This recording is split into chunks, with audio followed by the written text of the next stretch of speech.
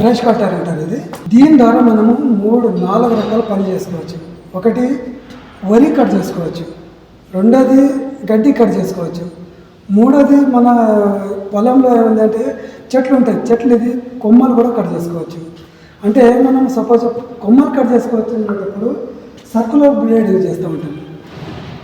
ఇది సపోజ్ గడ్డి కట్ చేసేటప్పుడు హార్జెంటల్ టైప్ది ఒక బ్లేడ్ ఉంటుంది, ఆ హార్జెంటల్ బ్లేడ్ ఫిట్ చేసుకొని గడ్డి కట్ చేసుకోవచ్చు.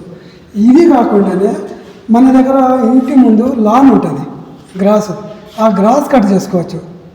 లాన్ గరికి ఉంటుంది కదా, ఆ గరికి కూడా దీని ద్వారా మనము లెవెల్గా కట్ చేసుకోవచ్చు. దీని ద్వారా ఇంచుమించు 4 రకాల పని తీసుకోవచ్చు మనం.